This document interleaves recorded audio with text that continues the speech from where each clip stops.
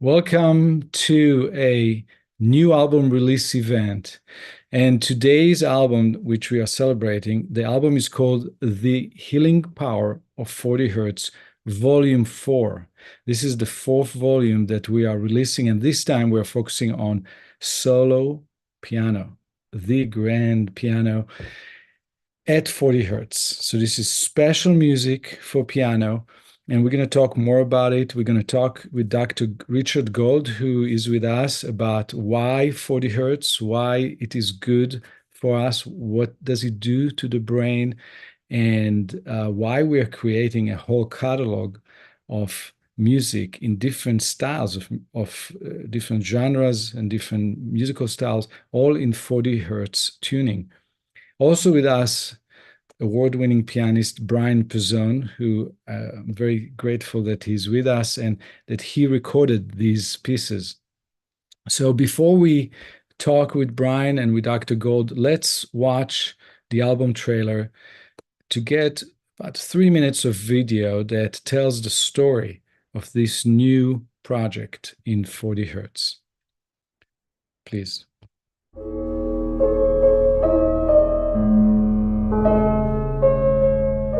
This album has been a great project for me because it allowed me to focus on the grand piano, the king of all music instruments, and to create meditative, contemplative, tender and light 5 new pieces for piano at 40 hertz. And the piano that I composed for was tuned down to the healing frequency of 40 hertz. So it nourishes and relaxes the listener while increasing brain health, focus, and concentration. And so I invited one of my favorite pianists who worked with me in the past, the award-winning pianist Bryan Pezzone, to record these 5 new solo piano works at 40 hertz. Our intention was to create the perfect piano music for study, contemplation, hospitality, and relaxation, while providing 40 hertz sound vibrations through brain entrainment, sound that can change the brainwave frequencies using binaural beats. And all that in addition to the 40 hertz vibration, which is part of the music, which is part of the piano bass line that Bryan would play.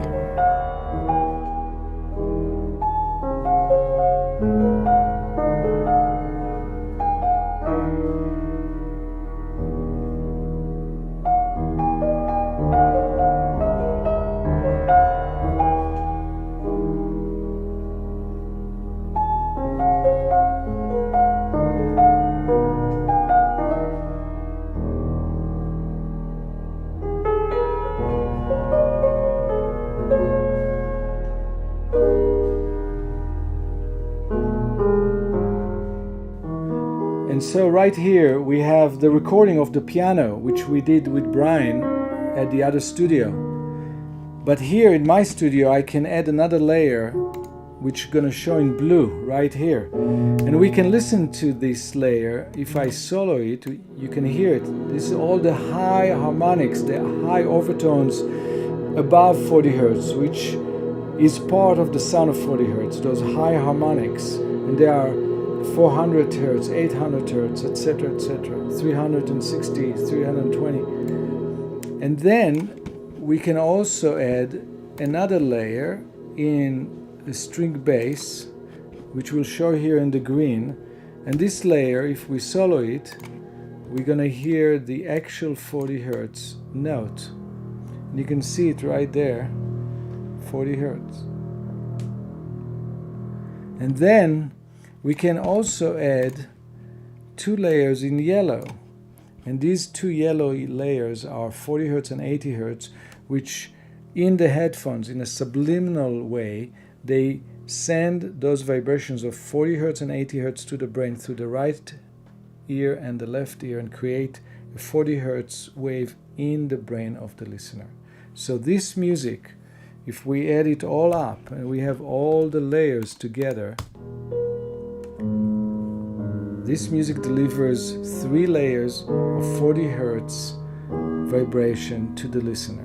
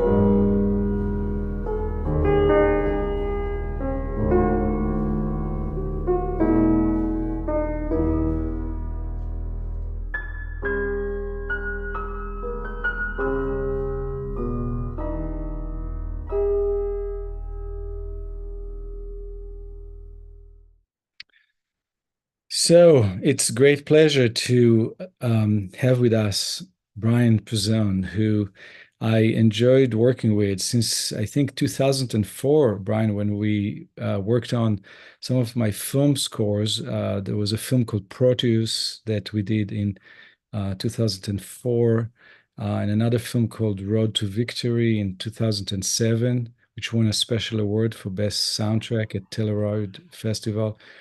And so I enjoyed having you play my music all the way from that time. And this time, when I was asked by Dr. Richard Gold to work on solo piano pieces in 40 hertz, I remembered the advice that I received from Dr. Sanjay Manchada, who introduced Dr. Gold and myself to the concept and the information and the science of sound at 40 hertz for brain health. Dr. Manchada told me it is important that the listeners will be in relaxed state in order for the impact of 40 hertz would be maximized in the brain. And so when I approached this project, I wanted to write simple piano music, simple but not simplistic. Simple so it would be sweet and tender and relaxing, but without becoming boring. And I composed these 5 pieces in that mindset. But then when I was thinking about you coming to play it, I thought, this grand piano that people play very loud and very soft and everything in between. It's such an expressive and dynamic instrument. How we going to have this instrument limited to such a range of just soft and tender without getting boring? And you managed to play it in a calm manner. That's the one thing that I really appreciate. It's very calm, and you keep this calmness, but it's not boring. There are nuances within the mode of calmness throughout the whole piece. And my question to you, Bryan, is how do you do it? How do you do it with an instrument that is basically keys that are connected to hammers and hammers hitting the strings? Your fingers are not touching the strings, it's hammers. How can you make a hammer touch a string very softly, but also in different levels, different variety of softness and calmness? How does it work? How can it be possible even? Let me just add, I will add one little story. Please. When I started playing piano as a baby at my grandmother's, when I first touched the piano, I played it very softly. I didn't pound. So, the piano is, they call it both a percussion and a string instrument. And if the piano is built well, you are able to control. I've always liked to live dynamically with the piano in between when you press the key and it doesn't speak at all and where it speaks. Mm. Find that threshold. And so I've become very comfortable with that threshold. And you would be surprised how much room there is. You know, once you become accustomed to it, and once you develop a technique that allows you to control these micrograms of weight, then, you know, on the one hand, there could be a very nerve wracking experience because you go to, but for me, I've become so comfortable with being very intimate with this way of playing the piano. And so Yeah. with your music, which was absolutely incredible with all of its nuances, I was able to just play things that barely spoke, and I was able to play out some of the lines a little louder. So if we talk in musical terms, we use, you know, the piano, pianissimo. So everything we did was from one P, the two Ps, three Ps, four Ps. That's pianissimo, and then sometimes the mezzo piano. And so there's such richness in that area. It's like that's where the real life and the heart of the sound of the piano is. It's not in the loud playing. It's so Yeah. every time I test a piano, the piano makers are surprised because I start very softly. I want to find out where that threshold is, and that says everything about the piano. So Yes. Yes. that's how I do it. So fascinating to hear you describe this zone of piano, of softness, and how much life and variety can be within softness. Softness is not one thing. No, Soft music has many dynamics yeah, within it. absolutely.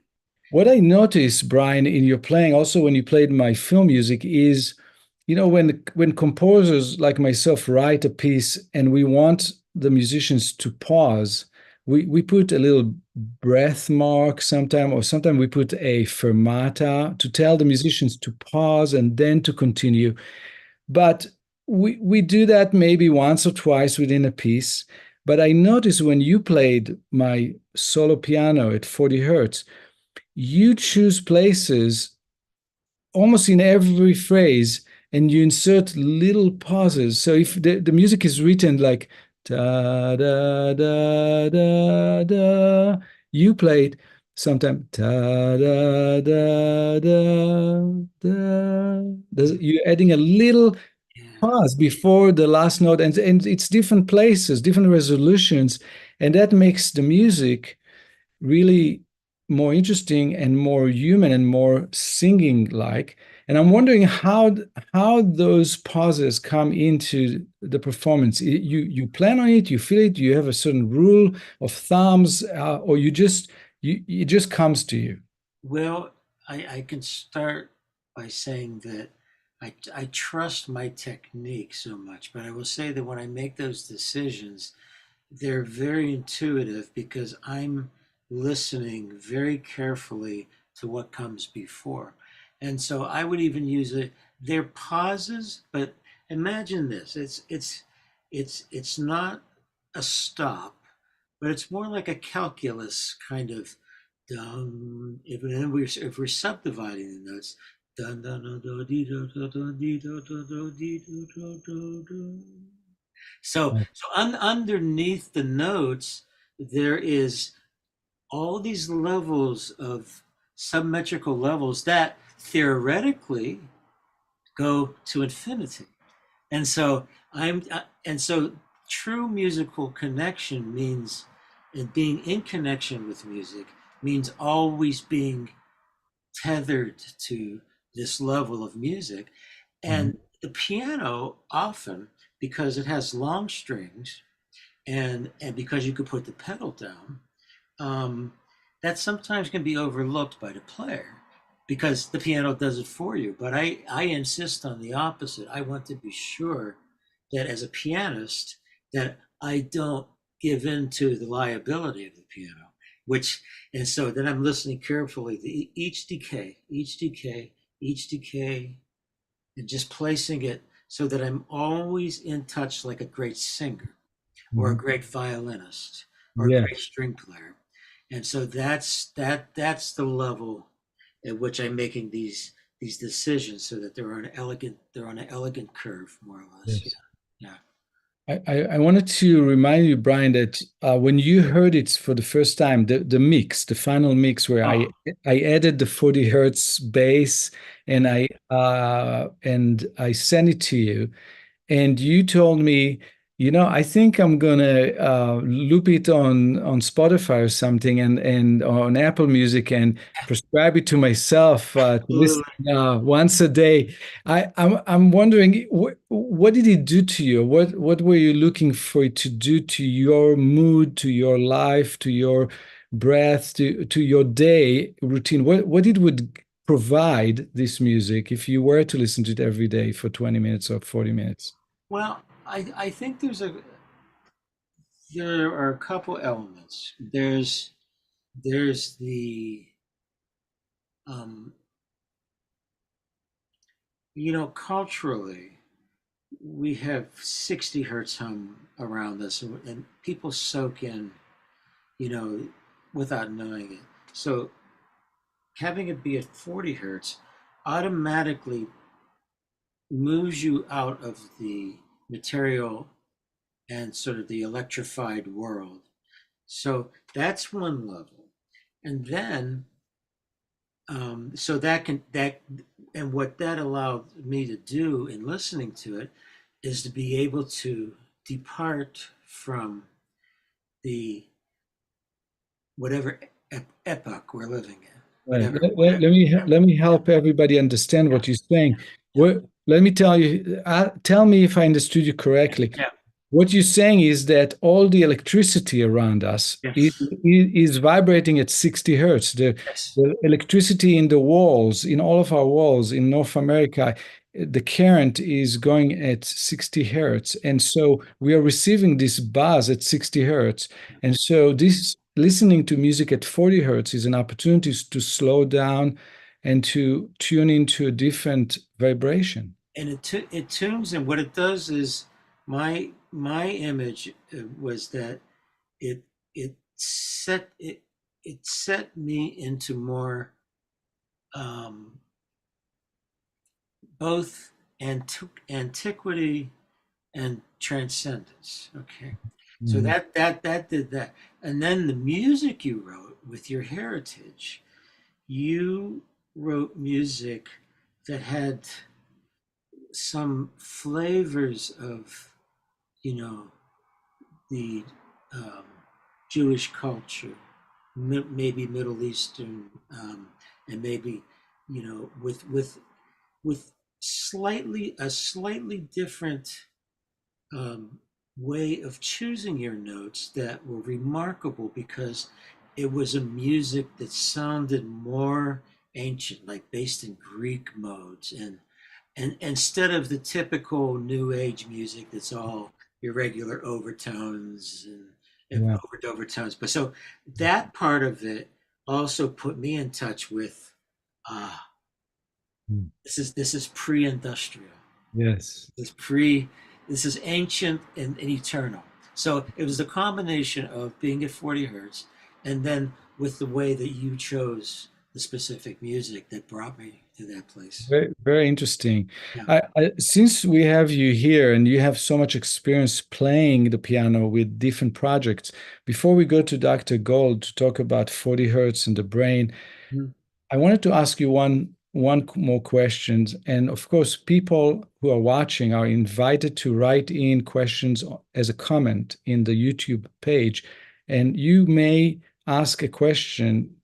You may ask Brian any question about this project and about piano, and Zach, our producer, will collect these questions and present it to Brian towards the end of the broadcast. But at this point, I wanted to ask you, Brian, since I know that you worked on hundreds of film scores and hundreds of concerts, and you worked with film composers, and you worked with classical composers and conductors. Like you Mhm. worked with one of my favorite conductors, Boulez, Pierre Yeah, Boulez. absolutely. Yeah. You worked, I think, with John Adams, I think. And what, if you could share with us one or two anecdotes or stories or observations about how different it is for a pianist like you in working on a film score versus working on a concert program or a presentation of new music on a classical stage? Or is there any difference in the process for you? Or maybe there's none. The only difference is that if you get called for a film score or a commercial product, it's all sight reading when you go there. And you No read rehearsal, right? no rehearsal, Let you me don't see explain the to people. music No unless it's very difficult. They may send you something, but all the time it's just sight reading, and you play it in a very natural, as if you've played it all your life. And so the first time you play it, you look at it and you go, you just surrender yourself to what you can do, and you play it. Now, in the film composing world, different composers have different ways in which they like to hear their music. Some people like it more romantic, because sometimes there's a click, that keep everybody together. But sometimes some composers like you to play against the click, so it's not so metronomic. And then so other composers want you to be exactly with the click, and so you get to learn from composer to composer what their aesthetic preference is. Okay, and what happens is that because film music comes at the end of production, we only have a few days to do it, and if somebody wants a change, you just change it immediately, and it's a very intense process. Yet you need to be almost in the alpha state so that you don't get nervous. Okay, so but if you're working with a conductor in new music or artistic end, um, then you'll have more rehearsals with the music, and different conductors like Pierre Boulez, John Adams, Esa-Pekka Salonen, they you learn when they conduct, you learn where they're feeling the pulse and where they're feeling the music. And if you're playing the piano in the orchestra, you're sitting far in the back and you're playing with the percussion. And so you develop this sixth sense where you triangulate because of the distance. You see the beat, boom, you hear what you hear, but you know exactly where to play your part so that it is exactly with everybody and not ahead or behind. Mm. Um, and then there are other smaller new, like with Boulez, he really liked everything to be exactly precise with his and he has these metric changes, and so you're right on top. It's still called being on top of the beat with the conductor or being behind. And, Right. and, and conductors have different preferences. I'll tell you one thing that really impressed me about Boulez, because a lot of people think of his his difficult, multi-metered music, and he came over to me and he showed me this little section. He said, and this was kind of like in an ambient section, and all they were grace notes that were about like 16 different notes that were going to a chord. He said, "Oh, look at this." He said, "In this grace note pattern, I have these mini groups of 3, 2, 3, and 4 that go." And so I was like, "Oh my God, not only is he taking care of business with his architecture, but he's taking care of business on the micro level." That floored me when he came to me and just said, "Look at that." He was excited about it, and I I Yeah. that I'll never forget that with him. That's incredible. Yeah, That's incredible. That some of those great, great masters, they have this incredible attention to yeah. many, many, many details that nobody gonna notice, but it's part of the texture and it's important for them as anything. Yeah, it's a And no great. one would have played it like that if he weren't there. They would just play it as a generic kind of like, but he was specific. So it's like he could hear, Yeah, different worlds, yeah, the micro level, the macro level. And I yeah, was, yeah. thank Let, you. let me ask you one follow-up question. in film scores, what's the most memorable film score that you worked on? What stands out as the most memorable session on a film score, and what film was it? There were so many beautiful ones. I think it had to be Mark Shaman's Bucket List. Uh, Um, which film, Mark Sherman? the Bucket List. The Bucket List. Yeah, because Mark Shaman, the composer, Yeah. um, he would write beautiful melodies, and he would elaborate on his music in the end credits. And in the Bucket List, um, the end credits was just the piano featured and Chris Bodie, the trumpet player. Yes, Chris. Yeah. Yeah. And so that was extremely memorable because Mark, he had a click, but he really loved the human touch and he loved the sensitivity and he loved that way of playing. He loved the way I played Behind because the. behind and also dynamically. Yeah. So when you play that way dynamically, it's a little more challenging for the engineer because they have to find a way to not hear the noise of the piano and hear the piano string. And so um, that's a very nuanced relationship as well with the engineer. There was a wonderful engineer on the session that was able to find the right zone to be able to hear the piano strings without hearing the mechanism. Yes. So that made me feel comfortable to play expressively because oftentimes the regular way of playing sessions is that you play it a little safer. So that you can play in between the piano dynamic, mezzo piano dynamic, and then you don't have to worry about maybe there being extraneous noise from the action and whatever. But what you lose when you play that is the actual magic of where that sound can also be produced Yeah. close to, again, niente. And Yeah. so I think working on Mark Shaman's films and The Bucket List and Flipped and other films like that were my most memorable ones because of that and Mhm. because he specifically wanted that, and that's what I'm specifically in love with.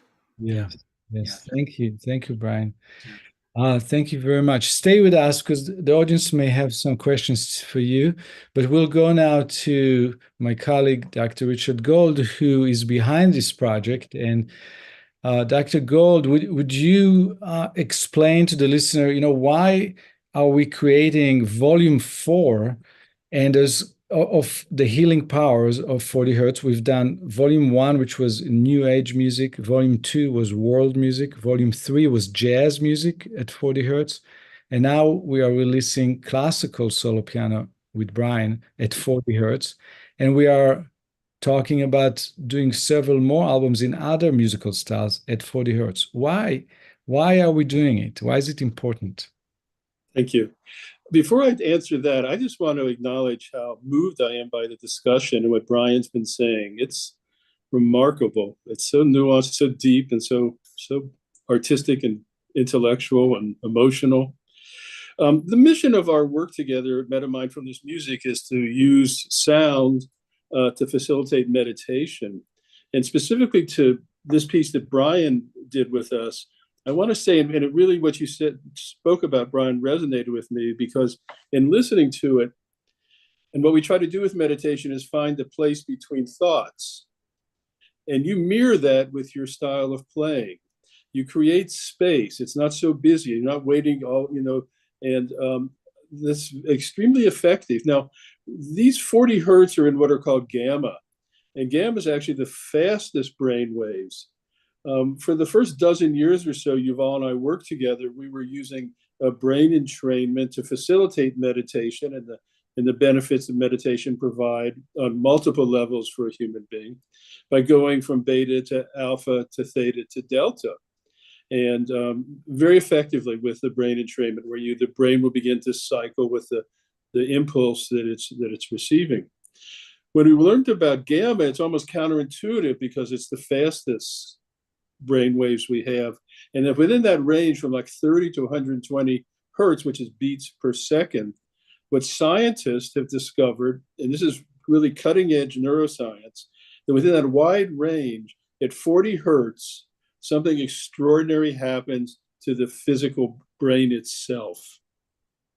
It allows the neurons to communicate more effectively, and that's happening because the brain begins to give up or lose the amyloid plaques and the tau proteins, which are the tangles which inhibit neurological function in the brain, which limit our cognition and limit our awareness and our presence.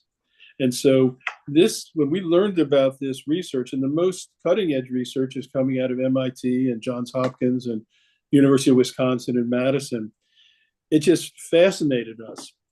Now, with Yuval's experience in world music, he recognized that 40 hertz tuning is not that uncommon overseas, especially in the Middle East, the Near East.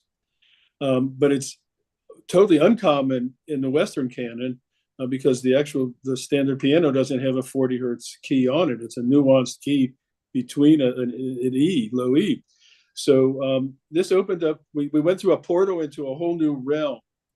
And I find from just experiential, because I'm sort of my own lab animal in this too, is that even though it's feeding the brain a more rapid stimuli, there's something about the effect on the brain which allows for a deep meditative experience, especially with the kind of musicians that we work with, and particularly you on this project, Bryan, and also Yuval's compositions.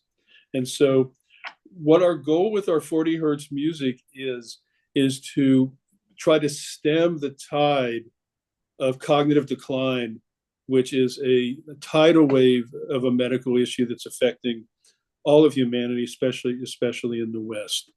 I think partly because of the amount of stimuli we've gotten, and then the environmental toxins, and et cetera, that our cognitive functions are in a somewhat steep decline.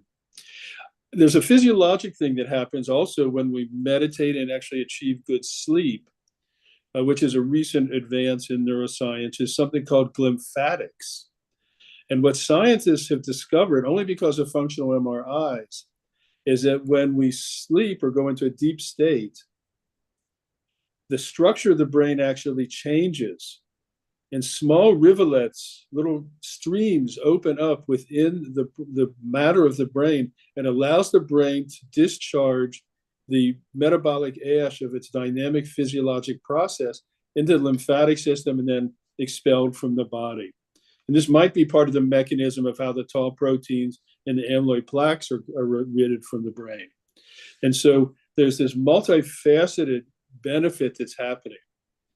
And then one further point to Yuval's question, what research has shown with sound healing is that when the recipient of the music has choice, rather than just told you're going to listen to this and we're going to measure you, that the efficacy of the benefits increases when there's choice. And so that's why we've developed and are continuing to develop a wider range of possibilities with our music, because not everybody likes ambient new age. Not everybody resonates with the sarod and the sitar and the sarangi of the world music piece that we did. The light jazz that we did with piano and guitar is a whole nother genre that is appealing. And now, thanks to you, Bryan and Yuval, we have this solo piano, which is, I'm not going to say the cherry on the top, but it definitely creates a whole nother realm of benefit for our listening audience. So thank you very so much, gentlemen. And this discussion is just so inspiring to me, and hopefully to all that can listen to it.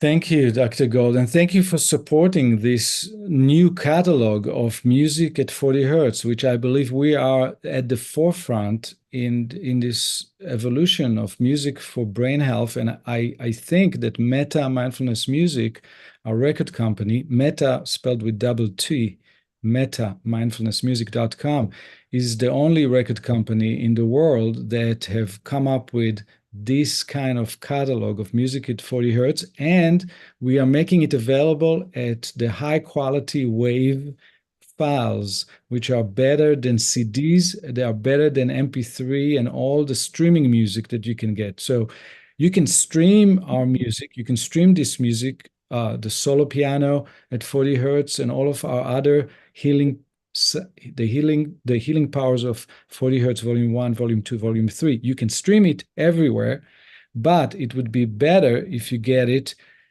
with a high resolution, with a full vibration, and those are available only on metamindfulnessmusic.com. And maybe Zach can put it in the chat or in the comments on the YouTube page so people can see where they could get it. You know, Yuval, I want to add one thing, and I want to scold myself a little. We've left out the world's first choral piece at 40 hertz that we recorded earlier this year at Brigham Young University with an extremely talented choir of BYU students. It's the world's first choral piece in 40 hertz, and we call that Heal Me. And this is using biblical prayers as what the singers are singing, and it's all a cappella, magnificent. And so some people really would prefer or really like choral music. This is another offering we have, which is not really in the volume 1, 2, 3, and 4. So yes, it's called Heal Me at 40 hertz. Heal Me at 40 hertz. People are really enjoying it.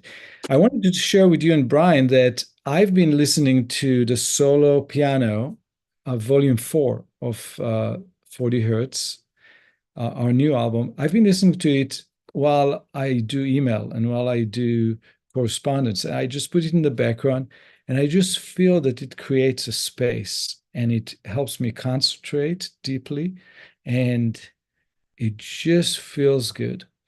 Some of our musicians from India and from Iran who played on volume 2, the Healing Power of 40 hertz, volume 2, when they were recording, they told me that they felt hypnotized, that there was something about the tuning of their instruments and playing in that lower key of 40 hertz made the music feels hypnotic to themselves. It's really interesting, the experience. And so I invite all of you to try it and to see how it works on you. We have time for questions, and I wanted to ask Zach if we have any questions from the listeners. I'd like to add one more thing before we get to that, which is, and you mentioned it from that little anecdote, which is some current studies show that 40 hertz music increases focus and memory. Mm-hmm. And so when you're studying, to play 40 hertz music is very good, very beneficial for recall and embedding and really embodying the knowledge that you're trying to gain from your study periods. Yeah. Yes. Thank you. Zach, if you could share with us any questions that the audience have, we'll be happy to answer. Yes. Peter was wondering if someone would like to perform this music, is there a way that they can get the score? Yes, certainly. They just need to email us either to info@metamindfulnessmusic.com, and Metta is with double T, or they can write directly to me at yuvalronmusic.com. It's spelled YUVAL at YUVALRON music.com. And we'll get the score to you. Would be really happy to have it performed. Go ahead, Zach, if you have another question. Yes, Rachel would like to know, is this music good for sleep, or is it better for concentration and focus? Dr. Gold, do you want to take this one about should this music be used for increase the quality of sleep, to help people sleep?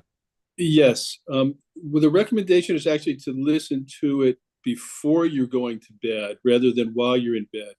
In bed, we would recommend more of our delta wave and theta wave music for sleep. So it's good for both, but the timing and when it's using.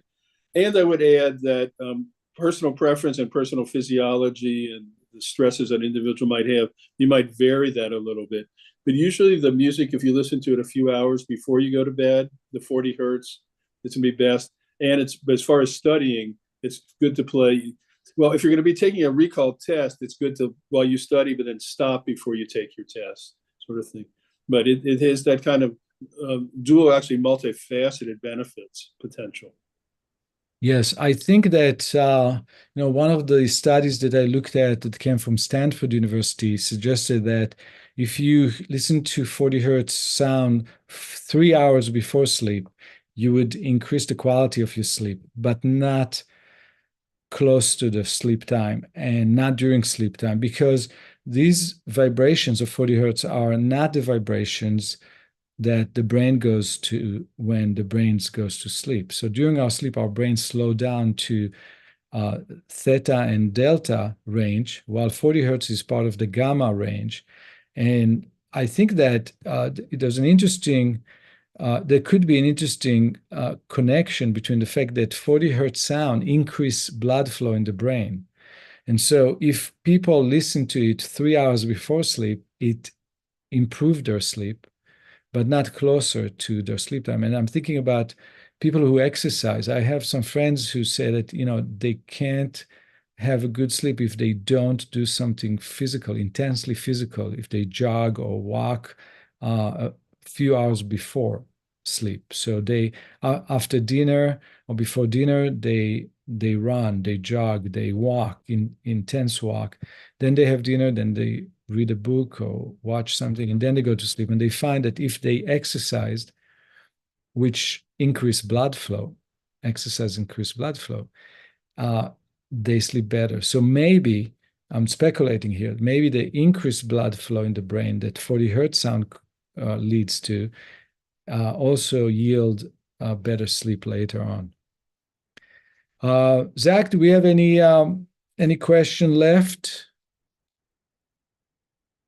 Yes, we actually have a couple questions from Peter. Okay. Peter has a question specifically for Rick. How have you used the 40 hertz music personally, and what results have you noticed?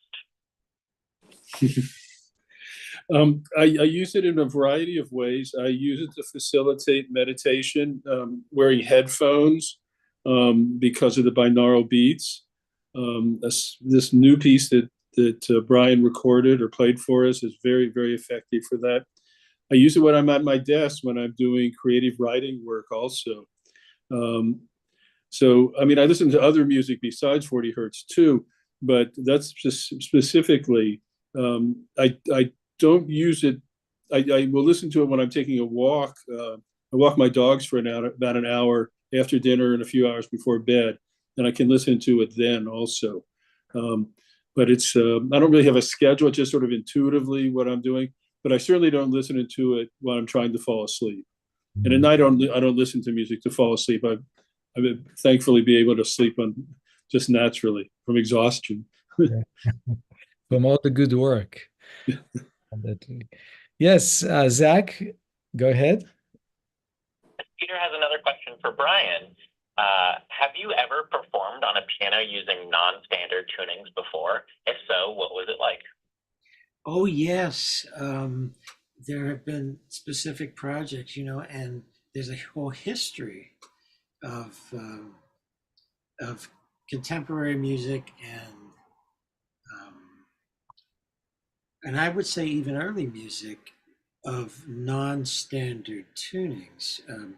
As a matter of fact, there are more tunings than the equal temperament tuning that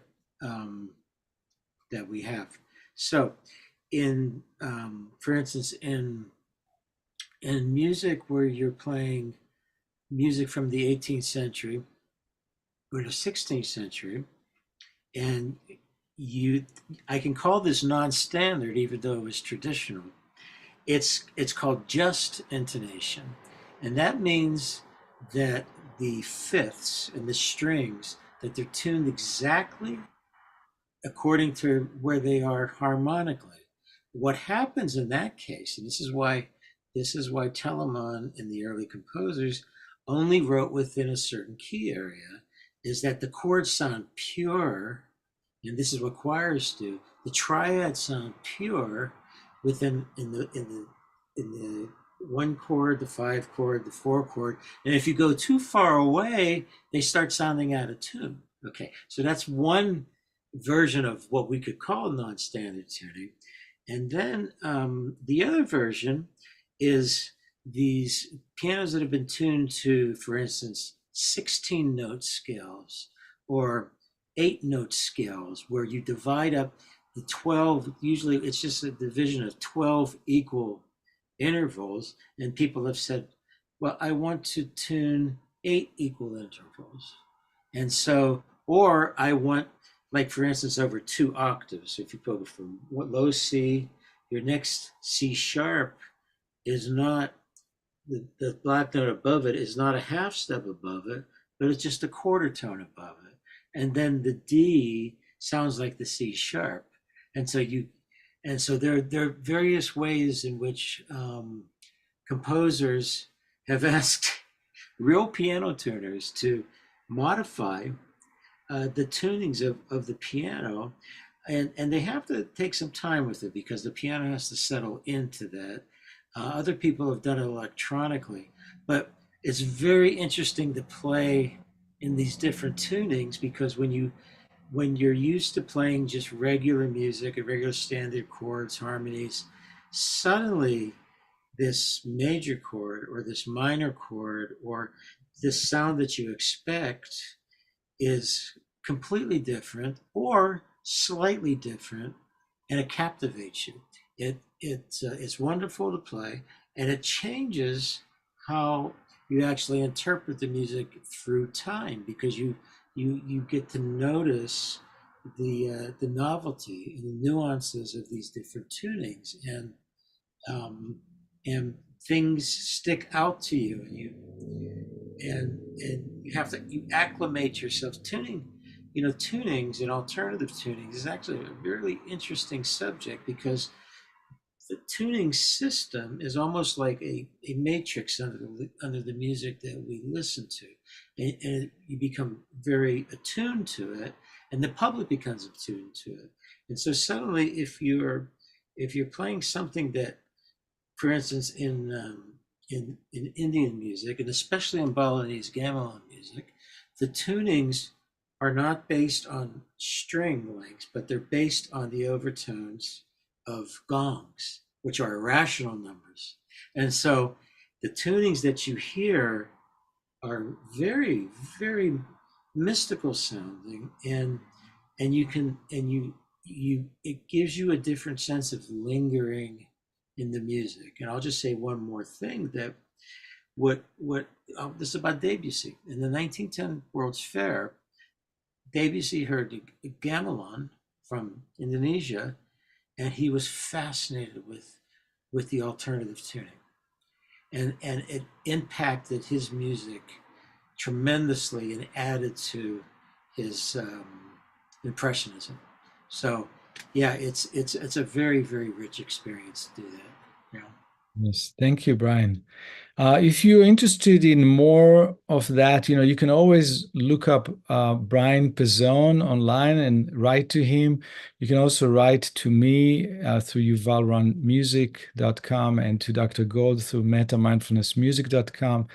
And we would love to answer your questions through email and to be in touch with you. And remember to look up the music of Bryan online.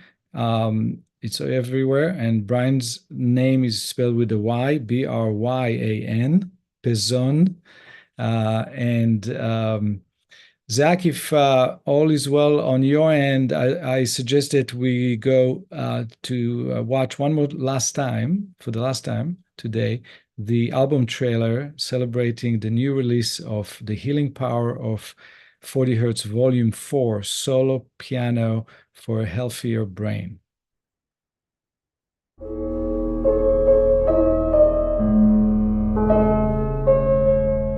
This album has been a great project for me because it allowed me to focus on the grand piano, the king of all music instruments, and to create meditative, contemplative, tender and light 5 new pieces for piano at 40 Hertz. And the piano that I composed for was tuned down to the healing frequency of 40 Hertz. So it nourishes and relaxes the listener while increasing brain health, focus, and concentration. And so I invited one of my favorite pianists who worked with me in the past, the award-winning pianist Bryan Pezzone, to record these 5 new solo piano works at 40 Hertz. Our intention was to create the perfect piano music for study, contemplation, hospitality, and relaxation, while providing 40 Hertz sound vibrations through brain entrainment, sound that can change the brainwave frequencies using binaural beats. And all that in addition to the 40 Hertz vibration, which is part of the music, which is part of the piano bass line that Bryan would play.